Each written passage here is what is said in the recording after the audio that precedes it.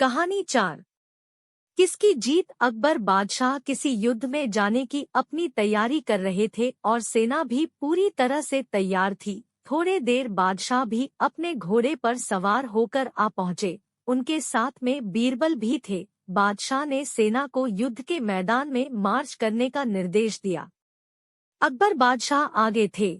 उसकी विशाल सेना उसके पीछे दौड़ रही थी। रास्ते में बादशाह को उत्सुकता हुई और उसने बीरबल से पूछा, क्या आप बता सकते हैं कि लड़ाई में कौन जीतेगा? बादशाह सलामत, मैं इस प्रश्न का उत्तर युद्ध के बाद ही दूंगा, बीरबल ने कहा। कुछ देर बाद सेना युद्ध के मैदान में पहुंच गई। वहां पहुंचकर बीरबल ने कहा, महाराज, अब मैं आपके प्रश्न का उत्तर देता हूं और उत्तर है कि जीत आपकी होगी। अब आप यह कैसे कह सकते हैं, जबकि दुश्मन की सेना भी बहुत बड़ी है? सम्राट ने संदेह व्यक्त किया।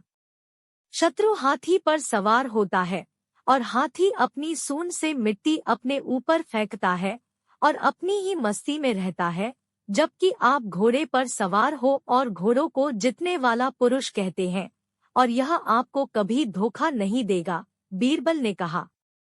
यह युद्ध बादशाह अकबर ने ही जीता था। कहानी 5। बादशाह का गुस्सा बुलाया। बीरबल बेगम के सामने उपस्थित हुए। बेगम ने बादशाह की नाराजगी के बारे में बताया और अपना आदेश भी बताया।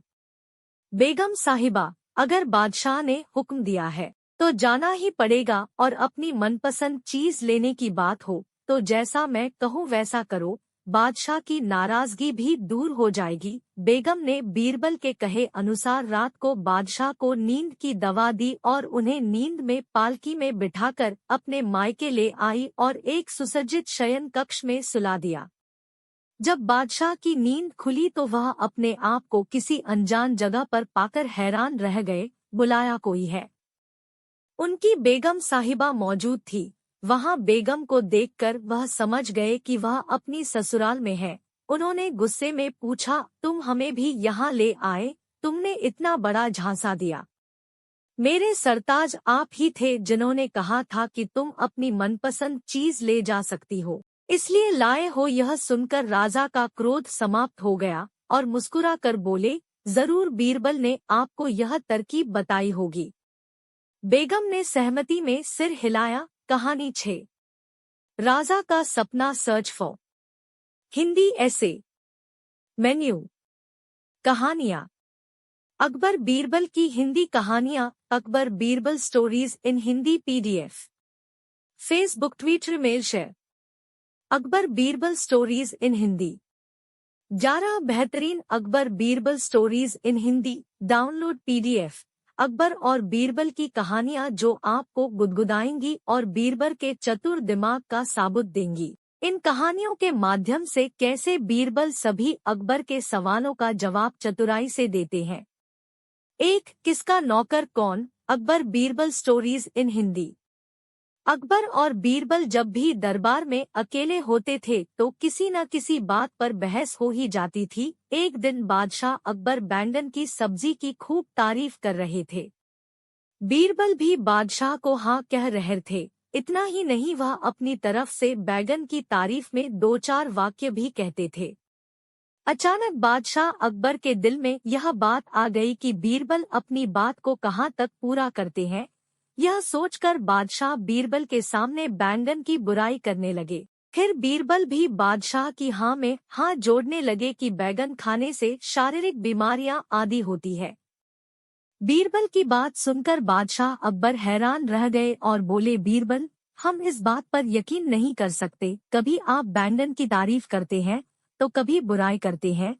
जब हमने इसकी प्रशंसा की तो आपने भी इसकी प्रशंसा की, और जब हमने इसकी आलोचना की तो आपने भी इसकी आलोचना की। ऐसा क्यों?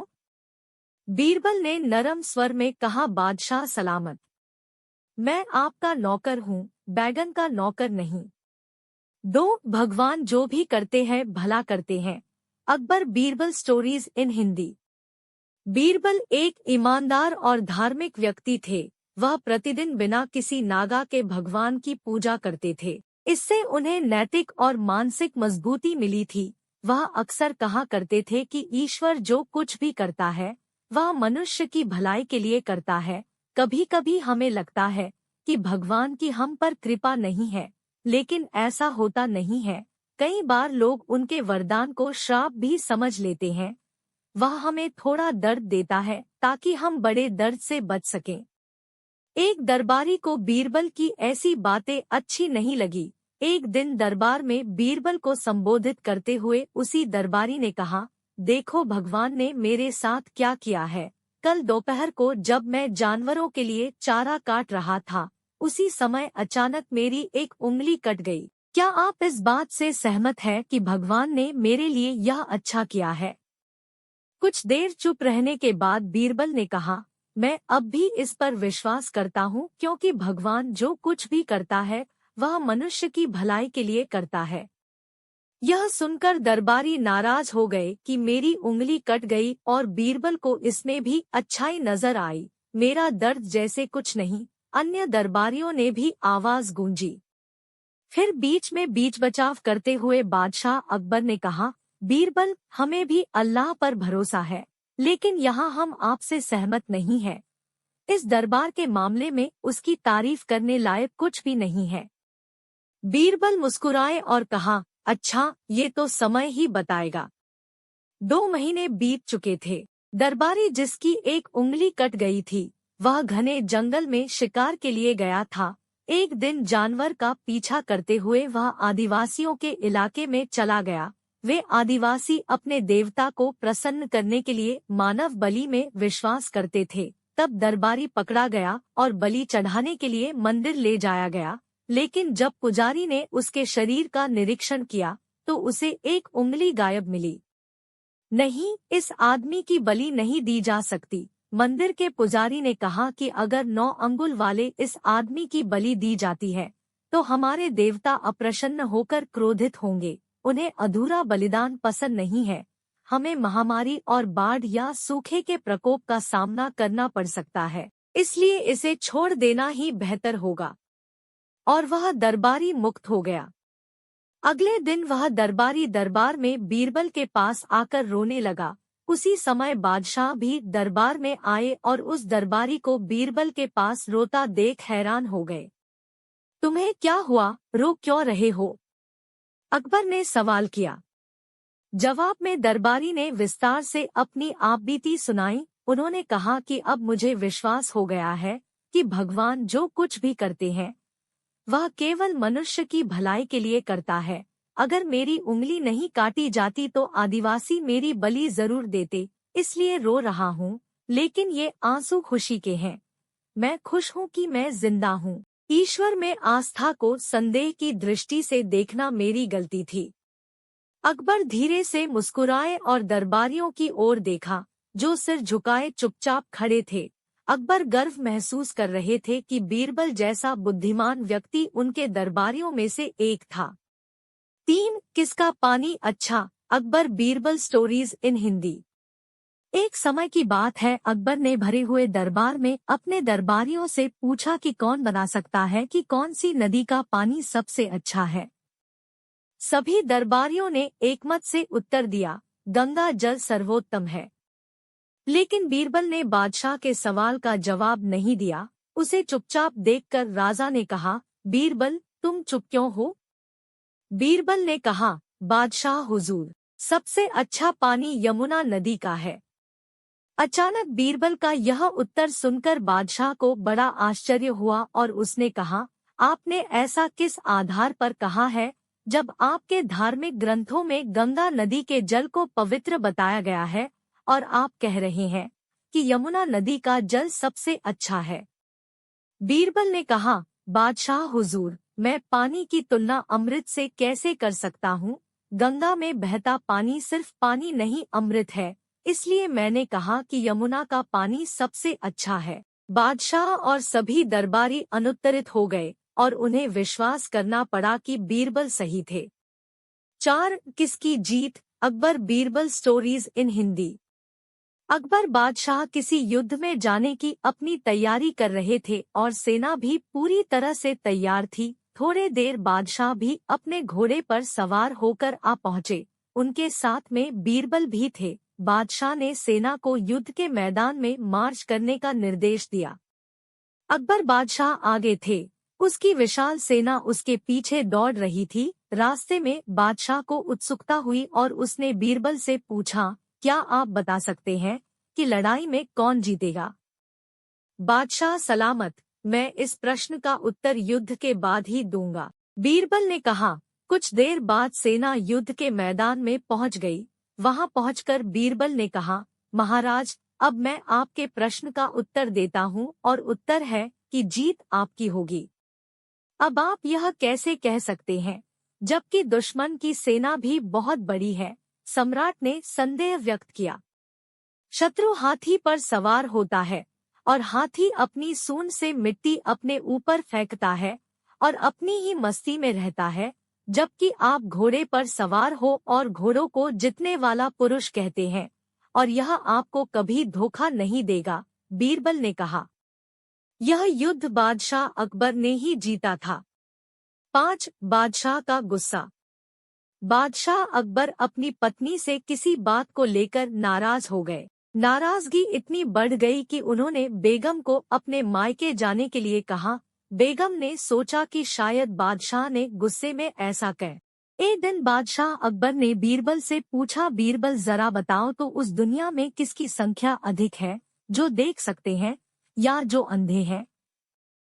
बीरबल बोले, इस समय तुरंत तो आपके इस सवाल का जवाब देना मेरे लिए संभव नहीं है, लेकिन मेरा विश्वास है कि अंधों की संख्या अधिक होगी बजाय देख सकने वालों की। बादशाह ने कहा, तुम्हें अपनी बात सिद्ध करके दिखानी होगी। बीरबल ने भी खुशी खुशी बादशाह की चुनौती स्वीकार कर ली। अगले दिन बीरबल बीच बाजार में एक बिना बुनी हुई चारपाई लेकर बैठ गए और उसे बुनना शुरू कर दिया। उसके अगल बगल 2 आदमी कागज कलम लेकर बैठे हुए थे। थोड़ी ही देर में वहां भीड़ इकट्ठी हो गई, यह देखने के लिए कि यहाँ हो क्या रहा है। वहां मौजूद हर व्यक्ति ने बीरबल से एक ही सवाल पूछा, बीरबल तुम क्या कर रहे हो? बीरबल के अगल बगल बैठे दोनों आदमी ऐसा सवाल करने वालों का नाम पूछ पूछ कर लिखते जा रहे थे। जब बादशाह के कानों तक यह बात पहुंची कि बीच बाजार बीरबल चारपाई बुन रहे हैं, तो वो भी वहां जा पहुंचे और वही सवाल किया, यह तुम क्या कर रहे हो? कोई जवाब दिए बिना बीरबल ने अपने बगल में बैठे एक आदमी से बादशाह अकबर का भी नाम लिख लेने को कहा। तभी बादशाह ने आदमी के हाथ में थमा कागज का पुलिंदा ले लिया। उस पर लिखा था, अंधे लोगों की सूची। बादशाह ने बीरबल से पूछा, इसमें मेरा नाम क्यों लिखा है? बीरबल ने कहा, जहांपना, आपने देखा भी कि मैं चारपाई बुन रहा हूँ, फिर भी आपने सवाल पूछा कि मैं क्या कर रहा हूँ। बादशाह ने देखा उन लोगों की सूची में एक भी नाम नहीं था जो देख सकते थे, लेकिन अंधे लोगों की सूची का पुलिंदा बेहद भारी था। बीरबल ने कहा, हुजूर, अब तो आप मेरी बात से सहमत हो गए होंगे कि दुनिया में अंधों की तादाद ज्यादा है। बीरबल की इस चतुराई पर बादशाह मंद मंद मुस्करा दिए। कहानी 2। ऊंट की गर्दन। एक दिन महाराजा अकबर यमुना नदी के किनारे शाम की सैर पर निकले। बीरबल उनके साथ था। बादशाह अकबर ने वहां एक ऊंट को घूमते देखा। बादशाह अकबर ने बीरबल से पूछा, बीरबल बताओ, ऊंट की गर्दन मुड़ी क्यों होती है? बीरबल ने सोचा महाराज को उनका वादा याद दिलाने का यह सही समय है। उन्होंने जवाब दिया, महाराज, यह ऊंट किसी से वादा करके भूल गया है, जिसके कारण ऊंट की गर्दन मुड़ गई है। महाराज कहते हैं कि जो भी अपना वादा भूल जाता है तो भगवान उनकी गर्दन ऊंट की तरह मोड़ देता है। यह एक तरह की सजा है। तभी बादशाह अकबर को ध्यान आता है कि वो भी तो बीरबल से किया अपना एक वादा भूल गए हैं। उन्होंने बीरबल से जल्दी से महल में चलने के लिए कहा और महल में पहुंचते ही सबसे पहले बीरबल को पुरस्कार की धनराशि उसे सौंप दी और बोले, मेरी गर्दन तो ऊंट की तरह नहीं मुड़ेगी बीरबल। और यह कहकर बादशाह अकबर अपनी हंसी नहीं रोक पाए और इस तरह बीरबल ने अपनी चतुराई से बिना मांगे अपना पुरस्कार राजा से प्राप्त किया। कहानी 3। रेत और चीनी। अकबर बीरबल की कहानी। बादशाह अकबर के दरबार की कार्यवाही चल रही थे, तभी एक दरबारी हाथ में शीशे का एक मर्तबान लिए वहां आया। बादशाह ने पूछा, क्या है इस मर्तबान में? दरबारी बोला, इसमें रेत और चीनी का मिश्रण है। वह किस लिए? फिर पूछा बादशाह अकबर ने। माफी चाहता हूँ हुजूर, दरबारी बोला, हम बीरबल की काबिलियत को परखना चाहते हैं। हम चाहते हैं कि वह रेत से चीनी का दाना दाना अलग कर दे। बादशाह अब बीरबल से मुखातिब हुए। देख लो बीरबल, रोज ही तुम्हारे सामने एक नई समस्या रख दी जाती है। अब तुम्हें बिना पानी में घोले इस रेत में से चीनी को अलग करना है। कोई समस्या नहीं जहांपनाह, बीरबल बोले, यह तो मेरे बाएं हाथ का काम है। कहकर बीरबल ने मर्तबान उठाया और चल दिया दरबार से बाहर। बीरबल बाग में पहुंचकर रुका और मर्तान में भरा सारा मिश्रण आम के एक बड़े पेड़ के चारों ओर बिखेर दिया। यह तुम क्या कर रहे हो? एक दरबारी ने पूछा। बीरबल बोले, यह तुम्हें कल पता चलेगा। अगले दिन फिर वे सभी उस आम के पेड़ के नीचे जा पहुंचे। वहां अब केवल रेत पड़ी थी। चीनी के सारे दाने चींटियां बटोरकर अपने बिलों में पहुंचा चुकी थी। कुछ चींटियां तो अभी भी चीनी के दाने घसीट कर ले जा रही दिखाई दे रही, लेकिन सारी चीनी कहाँ चली गई? दरबारी ने पूछा। रेत से अलग हो गई, बीरबल ने कहा। सभी जोर से हंस पड़े। बादशाह ने दरबारी से कहा कि अब तुम्हें चीनी चाहिए तो चींटियों के बिल में घुसो। सभी ने जोर का ठहाका लगाया और बीरबल की अक्ल की दाद दी। कहानी 4। हरा घोड़ा अकबर। बीरबल की कहानियां। एक दिन बादशाह अकबर घोड़े पर बैठकर शाही बाग में घूमने गए। साथ में बीरबल भी था। चारों ओर हरे भरे वृक्ष और हरी हरी घास देखकर बादशाह अकबर को बहुत आनंद आया। उन्हें लगा कि बगीचे में सैर करने के लिए तो घोड़ा भी हरे रंग का ही होना चाहिए। उन्होंने बीरबल से कहा, बीरबल, मुझे हरे रंग का घोड़ा चाहिए। तुम मुझे 7 दिन में हरे रंग का घोड़ा ला दो। यदि तुम हरे रंग का घोड़ा न ला सके तो हमें अपनी शक्ल मत दिखाना। हरे रंग का घोड़ा तो होता ही नहीं है। बादशाह अकबर और बीरबल दोनों को यह मालूम था, लेकिन बादशाह अकबर को तो बीरबल की परीक्षा लेनी थी। दरअसल इस प्रकार के अटपटे सवाल करके वे चाहते थे कि बीरबल अपनी हार स्वीकार कर ले और कहें कि जहांपनाह मैं हार गया। मगर बीरबल भी अपने जैसे एक ही थे। बीरबल के हर सवाल का सटीक उत्तर देते थे कि बादशाह अकबर को मुंह की खानी पड़ती थी। बीरबल हरे रंग के छोर की खोज के बहाने 7 दिन तक इधर-उधर घूमते रहे। 8वें दिन वे दरबार में हाजिर हुए और बादशाह से बोले, जहांपनाह, मुझे हरे रंग का घोड़ा मिल गया है। बादशाह को आश्चर्य हुआ। उन्होंने कहा, जल्दी बनाओ, कहाँ है हरा घोड़ा?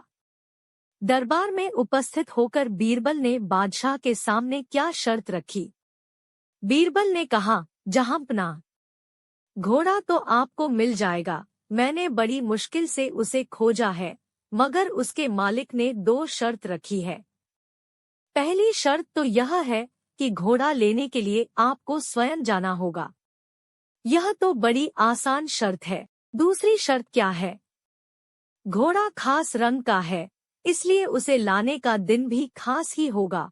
उसका मालिक कहता है कि सप्ताह के 7 दिनों के अलावा किसी भी दिन आकर उसे ले जाओ। बादशाह अकबर बीरबल का मुंह देखते रह गए। बीरबल ने हंसते हुए कहा, जहांपनाह, हरे रंग का घोड़ा लाना हो तो उसकी शर्तें भी माननी ही पड़ेगी। बादशाह अकबर खिलखिलाकर हंस पड़े। बीरबल की चतुराई से वह खुश हुए, समझ गए कि बीरबल को मूर्ख बनाना सरल नहीं है। कहानी 5। कुएं का पानी। एक बार एक आदमी ने अपना कुआं एक किसान को बेच दिया। अगले दिन जब किसान ने कुएं से पानी खींचना शुरू किया तो उस व्यक्ति ने किसान से पानी लेने के लिए मना किया। वह बोला, मैंने तुम्हें केवल कुआं बेचा है, ना कि कुएं का पानी। किसान बहुत दुखी हुआ और उसने बादशाह अकबर के दरबार में गुहार लगाई। उसने दरबार में सब कुछ बताया और बादशाह अकबर से इंसाफ मांगा। बादशाह अकबर ने यह समस्या बीरबल को हल करने के लिए दी। बीरबल ने उस व्यक्ति को बुलाया जिसने कुआं किसान को बेचा था। बीरबल ने पूछा, तुम किसान को कुएं से पानी क्यों नहीं लेने देते? आखिर तुमने कुआं किसान को बेचा है। उस व्यक्ति ने जवाब दिया, बीरबल, मैंने किसान को कुआं बेचा है, ना कि कुएं का पानी। किसान का पानी पर कोई अधिकार नहीं है। बीरबल मुस्कुराया और बोला, बहुत खूब, लेकिन देखो, क्योंकि तुमने कुआं किसान को बेच दिया है और तुम कहते हो कि पानी तुम्हारा है, तो तुम्हें अपना पानी किसान के कुएं में रखने का कोई अधिकार नहीं है। अब या तो अपना पानी किसान के कुएं से निकाल लो या फिर किसान को किराया दो। वह आदमी समझ गया कि बीरबल के सामने उसकी दाल नहीं गलने वाली और वह माफी मांगकर वहां से खिसक लिया। कहानी 6। गधा कौन। एक बार बादशाह अकबर अपने 2 बेटों के साथ नदी के किनारे गए, साथ में बीरबल भी थे। दोनों बेटों ने अपने कपड़े उतारे और नदी में नहाने उतर गए। बीरबल को उन्होंने अपने कपड़ों की रखवाली करने के लिए कहा। बीरबल नदी किनारे बैठकर उन दोनों के आने का इंतजार करने लगे। कपड़े उन्होंने अपने कंधों पर रखे हुए थे। बीरबल को इस अवस्था में खड़े देख बादशाह अकबर के मन में शरारत सूझी। उन्होंने बीरबल को कहा, बीरबल, तुम्हें देखकर ऐसा लग रहा है जैसे धोबी का गधा कपड़े लाद कर खड़ा हो। बीरबल ने झट से जवाब दिया, महाराज, धोबी के गधे के पास केवल एक गधे का ही बोझ होता है, किंतु मेरे पास तो 3-3 गधों का बोझ है। बीरबल के मुंह से जवाब सुनकर बादशाह अकबर निरुत्तर हो गए। कहानी 7। पैसे की थैली। किसकी दरबार लगा हुआ था। बादशाह अकबर राजकाज देख रहे थे। तभी दरबार ने सूचना दी कि 2 व्यक्ति अपने झगड़े का निपटारा करवाने के लिए आना चाहते हैं। बादशाह ने दोनों को बुलवा लिया। दोनों दरबार में आ गए और बादशाह के सामने झुककर खड़े हो गए। कहो, क्या समस्या है तुम्हारी। बादशाह ने पूछा। हुजूर, मेरा नाम काशी है, मैं तेली हूँ और तेल बेचने का धंधा करता हूँ और हुजूर यह कसाई है। इसने मेरी दुकान पर आकर तेल खरीदा और साथ में मेरी पैसों की भरी थैली भी ले गया। जब मैंने इसे पकड़ा और अपनी थैली मांगी तो यह उसे अपनी बताने लगा। हुजूर, अब आप ही न्याय करें। जरूर न्याय होगा, अब तुम कहो तुम्हें क्या कहना है। बादशाह ने कसाई से कहा, हुजूर, मेरा नाम रमजान है और मैं कसाई हूँ। हुजूर, जब मैंने अपनी दुकान पर आज मांस की बिक्री के पैसे गिनकर थैली जैसे ही उठाई, यह तेली आ गया और मुझसे यह थैली छीन ली। अब उस पर अपना हक जमा रहा। बाद। कहानी 8। राज्य में कौए कितने हैं। एक दिन बादशाह अकबर अपने मंत्री बीरबल के साथ अपने महल के बाग में घूम रहे थे। बादशाह अकबर बागों में उड़ते कौओं को देखकर कुछ सोचने लगे और बीरबल से पूछा, क्यों बीरबल, हमारे राज्य में कितने कौए होंगे। बीरबल ने कुछ देर अंगुलियों पर कुछ हिसाब लगाया और बोले, हुजूर, हमारे राज्य में कुल मिलाकर 95,463 कौए हैं। तुम इतना विश्वास से कैसे कह सकते हो। हुजूर, आप खुद गिन लीजिए। बीरबल बोले। बादशाह अकबर को कुछ इसी प्रकार के जवाब का अंदेशा था। उन्होंने पूछा, बीरबल, यदि इससे कम हुए तो इसका मतलब है कि कुछ कौए अपने रिश्तेदारों से मिलने दूसरे राज्यों में गए हैं, और यदि ज्यादा हुए तो इसका मतलब यह है, हुजूर, की कुछ कौए अपने रिश्तेदारों से मिलने हमारे राज्य में आए हैं। बीरबल ने मुस्कुराकर जवाब दिया। बादशाह अकबर एक बार फिर मुस्कुरा कर रह गए। कहानी 9। जितनी लंबी चादर उतने पैर। बादशाह अकबर के दरबारियों को अक्सर यह शिकायत रहती थी कि बादशाह हमेशा बीरबल को ही बुद्धिमान बताते हैं, औरों को नहीं। एक दिन बादशाह ने अपने सभी दरबारियों को दरबार में बुलाया और 2 हाथ लंबी 2 हाथ चौड़ी चादर देते हुए कहा, इस चादर से तुम लोग मुझे सिर से लेकर पैर तक ढक दो तो मैं तुम्हें बुद्धिमान मान लूंगा। सभी दरबारियों ने कोशिश की, किंतु उस चादर से बादशाह को पूरा न ढक सके। सिर छिपाते तो पैर निकल आते, पैर छिपाते तो सिर चादर से बाहर आ जाता। आड़ा तिरछा लंबा चौड़ा हर तरह से सभी ने कोशिश की, किंतु सफल न हो सके।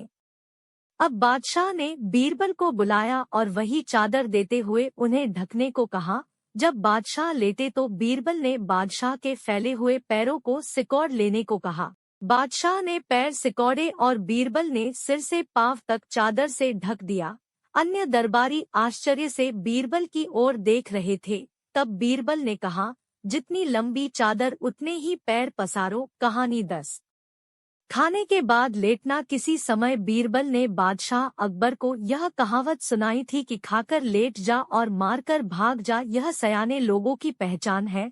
जो लोग ऐसा करते हैं, जिंदगी में उन्हें किसी भी प्रकार का दुख नहीं उठाना पड़ता। एक दिन बादशाह अकबर को अचानक ही बीरबल की यह कहावत याद आ गई। दोपहर का समय था। उन्होंने सोचा, बीरबल अवश्य ही खाना खाने के बाद लेटता होगा। आज हम उसकी इस बात को गलत सिद्ध कर देंगे। उन्होंने एक नौकर को अपने पास बुलाकर पूरी बात समझाई और बीरबल के पास भेज दिया। नौकर ने बादशाह अकबर का आदेश बीरबल को सुना दिया। बीरबल बुद्धिमान तो थे ही, उन्होंने समझ लिया कि बादशाह ने उसे क्यों तुरंत आने के लिए कहा है। इसलिए बीरबल ने भोजन करके नौकर से कहा, ठहरो, मैं कपड़े बदलकर तुम्हारे साथ ही चल रहा हूँ। उस दिन बीरबल ने पहनने के लिए चुस्त पायजामा चुना। पाजामे को पहनने के लिए वह कुछ देर के लिए बिस्तर पर लेट गए। पाजामा पहनने के बहाने वे काफी देर बिस्तर पर लेटे रहे, फिर नौकर के साथ चल दिए। जब बीरबल दरबार में पहुंचे तो बादशाह अकबर ने कहा, कहो बीरबल, खाना खाने के बाद आज भी लेटे या नहीं? बिल्कुल लेटा था जहांपना। बीरबल की बात सुनकर बादशाह अकबर ने क्रोधित स्वर में कहा, इसका मतलब तुमने हमारे हुक्म की अवहेलना की है। हम तुम्हें हुक्म उदूली करने की सजा देंगे। जब हमने खाना खाकर तुरंत बुलाया था, फिर तुम लेटे क्यों? बादशाह सलामत, मैंने आपके हुक्म की अवहेलना कहाँ की है? मैं तो खाना खाने के बाद कपड़े पहनकर सीधा आपके पास ही आ रहा हूँ। आप तो पैगाम ले जाने वाले से पूछ सकते हैं। अब यह अलग बात है कि यह चुस्त पायजामा पहनने के लिए ही मुझे लेटना पड़ा था। बीरबल ने सहज भाव से उत्तर दिया।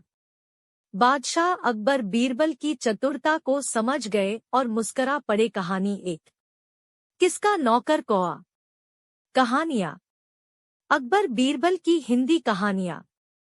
11 बेहतरीन अकबर और बीरबल की कहानियाँ जो आपको गुदगुदाएंगी और बीरबल के चतुर दिमाग का साबुत देंगी। इन कहानियों के माध्यम से कैसे बीरबल सभी अकबर के सवालों का जवाब चतुराई से देते हैं।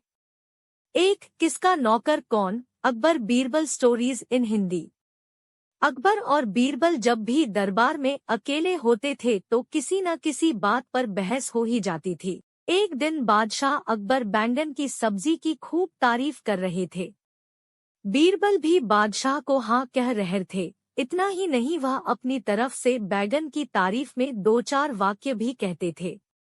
अचानक बादशाह अकबर के दिल में यह बात आ गई कि बीरबल अपनी बात को कहाँ तक पूरा करते हैं।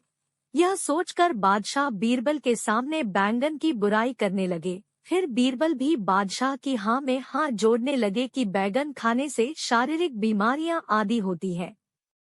बीरबल की बात सुनकर बादशाह अकबर हैरान रह गए और बोले, बीरबल, हम इस बात पर यकीन नहीं कर सकते। कभी आप बैंगन की तारीफ करते हैं तो कभी बुराई करते हैं। जब हमने इसकी प्रशंसा की तो आपने भी इसकी प्रशंसा की, और जब हमने इसकी आलोचना की तो आपने भी इसकी आलोचना की। ऐसा क्यों? बीरबल ने नरम स्वर में कहा, बादशाह सलामत, मैं आपका नौकर हूँ, बैंगन का नौकर नहीं। कहानी 2, भगवान जो भी करते हैं भला करते हैं। लिए चारा काट रहा था, उसी समय अचानक मेरी एक उंगली कट गई। क्या आप इस बात से सहमत है कि भगवान ने मेरे लिए यह अच्छा किया है? कुछ देर चुप रहने के बाद बीरबल ने कहा, मैं अब भी इस पर विश्वास करता हूँ, क्योंकि भगवान जो कुछ भी करता है वह मनुष्य की भलाई के लिए करता है। यह सुनकर दरबारी नाराज हो गए कि मेरी उंगली कट गई और बीरबल को इसमें भी अच्छाई नजर आई। मेरा दर्द जैसे कुछ नहीं। अन्य दरबारियों ने भी आवाज गूंजी। फिर बीच में बीच बचाव करते हुए बादशाह अकबर ने कहा, बीरबल, हमें भी अल्लाह पर भरोसा है, लेकिन यहाँ हम आपसे सहमत नहीं हैं। इस दरबार के मामले में उसकी तारीफ करने लायक कुछ भी नहीं है। बीरबल मुस्कुराए और कहा, अच्छा, ये तो समय ही बताएगा। 2 महीने बीत चुके थे। दरबारी जिसकी एक उंगली कट गई थी वह घने जंगल में शिकार के लिए गया था। एक दिन जानवर का पीछा करते हुए वह आदिवासियों के इलाके में चला गया। वे आदिवासी अपने देवता को प्रसन्न करने के लिए मानव बलि में विश्वास करते थे। तब दरबारी पकड़ा गया और बलि चढ़ाने के लिए मंदिर ले जाया गया। लेकिन जब पुजारी ने उसके शरीर का निरीक्षण किया तो उसे एक उंगली गायब मिली। नहीं, इस आदमी की बलि नहीं दी जा सकती। मंदिर के पुजारी ने कहा कि अगर 9 अंगुल वाले इस आदमी की बलि दी जाती है तो हमारे देवता अप्रसन्न होकर क्रोधित होंगे। उन्हें अधूरा बलिदान पसंद नहीं है। हमें महामारी और बाढ़ या सूखे के प्रकोप का सामना करना पड़ सकता है, इसलिए इसे छोड़ देना ही बेहतर होगा। और वह दरबारी मुक्त हो गया। अगले दिन वह दरबारी दरबार में बीरबल के पास आकर रोने लगा। उसी समय बादशाह भी दरबार में आए और उस दरबारी को बीरबल के पास रोता देख हैरान हो गए। तुम्हें क्या हुआ, रो क्यों रहे हो? अकबर ने सवाल किया। जवाब में दरबारी ने विस्तार से अपनी आपबीती सुनाई। उन्होंने कहा कि अब मुझे विश्वास हो गया है कि भगवान जो कुछ भी करते हैं वह केवल मनुष्य की भलाई के लिए करता है। अगर मेरी उंगली नहीं काटी जाती तो आदिवासी मेरी बलि जरूर देते, इसलिए रो रहा हूँ। लेकिन ये आंसू खुशी के हैं। मैं खुश हूँ कि मैं जिंदा हूँ। ईश्वर में आस्था को संदेह की दृष्टि से देखना मेरी गलती थी। अकबर धीरे से मुस्कुराए और दरबारियों की ओर देखा, जो सिर झुकाए चुपचाप खड़े थे। अकबर गर्व महसूस कर रहे थे कि बीरबल जैसा बुद्धिमान व्यक्ति उनके दरबारियों में से एक था। कहानी 3। किसका पानी अच्छा। एक समय की बात है, अकबर ने भरे हुए दरबार में अपने दरबारियों से पूछा कि कौन बता सकता है कि कौन सी नदी का पानी सबसे अच्छा है। सभी दरबारियों ने एकमत से उत्तर दिया, गंगा जल सर्वोत्तम है। लेकिन बीरबल ने बादशाह के सवाल का जवाब नहीं दिया। उसे चुपचाप देखकर राजा ने कहा, बीरबल तुम चुप क्यों हो? बीरबल ने कहा, बादशाह हुजूर, सबसे अच्छा पानी यमुना नदी का है। अचानक बीरबल का यह उत्तर सुनकर बादशाह को बड़ा आश्चर्य हुआ और उसने कहा, आपने ऐसा किस आधार पर कहा है, जब आपके धार्मिक ग्रंथों में गंगा नदी के जल को पवित्र बताया गया है और आप कह रहे हैं कि यमुना नदी का जल सबसे अच्छा है। बीरबल ने कहा, बादशाह हुजूर, मैं पानी की तुलना अमृत से कैसे कर सकता हूँ? गंगा में बहता पानी सिर्फ पानी नहीं अमृत है, इसलिए मैंने कहा कि यमुना का पानी सबसे अच्छा है। बादशाह और सभी दरबारी अनुत्तरित हो गए और उन्हें विश्वास करना पड़ा कि बीरबल सही थे।